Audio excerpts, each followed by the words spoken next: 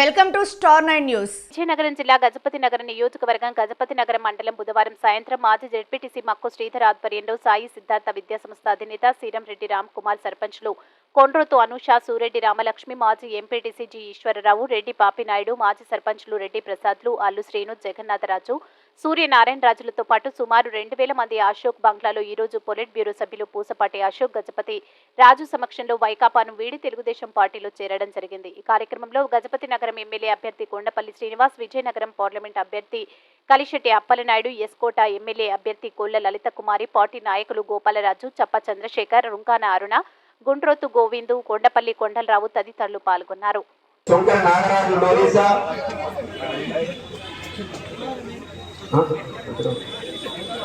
Budi సంగమరావు PSR పురం, పావాడ నీలకంఠం లోగీస, బూడి కృష్ణవేణి వరపుడు పైడరాజు, దుంప సన్యాసరావు, దుంప గౌరనాయుడు, మేసాల సత్యారావు, కొరనా నప్పన్న, గిరిజాల పైడరాజు, ఆల్తి దబ్బనాయుడు, ఆల్తి అప్పలనాయుడు, తెల్ల సూర్యనారాయణ, తెల్ల సత్యారావు, ఆల్తి అప్పలనాయుడు, కచ్చిటి సంటయ్య, ఈశ్వర్ కుమార్,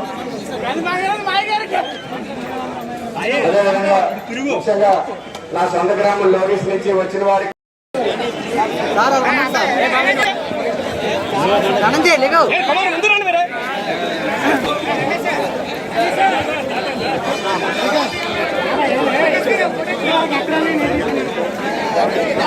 ఎటువంటి కించిత్ బాధ లేదు. అంటే మాకు అవకాశం రావడానికి మేము ఇంకా కష్టపడి పనిచేయాల్సిందన్నమాట అని ఎంతో పాజిటివ్ గా మాట్లాడారండి. కాబట్టి అలాంటి పాజిటివ్నెస్ చాలా రేరుగా ఉంటుందండి. కాబట్టి వారికి నేను చేసే రిక్వెస్ట్ ఏంటంటే ఇక్కడి నుంచి దయచేసి మీరు రేపు ఎంపీగా అయిన తర్వాత శిక్షణా శిబిరాలు నిర్వహిస్తారో లేదో తెలియదు, కానీ మాకందరికీ కూడా మనో వ్యక్తిత్వ వికాసం క్లాసులు కూడా నిర్వహించి మీ అంత మనోబలం మాకు కూడా చేకూర్చే విధంగా మీరు అందరూ చేయాలని చెప్పి వారిని కోరుకుంటున్నాను. ఈ రోజున మరి రాష్ట్రంలో పరిస్థితులు మనం అన్నా కూడా చూస్తూ ఉన్నాం.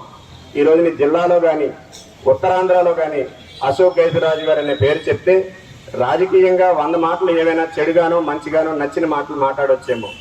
ఆయన కానీ వ్యక్తిగతంగా కానీ ఆయన వ్యక్తిత్వం గురించి కానీ ఆయన ఔన్నత్యం గురించి కానీ పొరపాటున శత్రువు కూడా కల్లో కూడా తప్పుగా ఒక్క మాట కూడా మాట్లాడే అవకాశం లేని ఔన్నత్యమైన వ్యక్తిత్వం అయింది. అలాంటిది ఆయన్ని కూడా మరి ఉత్తరాంధ్రలో మాన్సాస్ ట్రస్ట్ ద్వారా ఎన్నో మంచి కార్యక్రమాలు, విద్యాలయాలు, వైద్యాలయాలు నిర్వహిస్తూ ఉంటే ఆ విషయాల్లో ఎన్ని ఇబ్బందులు పెట్టారో మనం 5 సంవత్సరాల్లో మనం చూసాం. అలాగే మనం కూడా చాలా విన్నాం. మరి ఈ రోజున రామతీర్థాలు ఉంది, అది మనకు ఉత్తరాంధ్ర భద్రాద్రి అనుకుంటూ ఉంటాం.